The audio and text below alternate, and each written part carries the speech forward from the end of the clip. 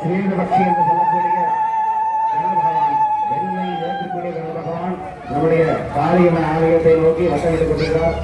இன்றைய தினம் 48வது சாநித்தியம். இறைவன் மிக மிக சாநித்தியமாக, அதாவது மிக மிக சக்தியாக உள்ளே அமர்ந்திருக்கிறார் என்பதற்கு இதான் ஒரு பெரிய சாட்சி. ஓம் சர்வமங்கல மாங்கல்யே சிவே சர்வார்த்த சாதகே சரண்யே ஜெயந்தே கௌரி நாராயண மோத்ரே ஸ்வாஹா ஜெயந்தி மங்களாகாளி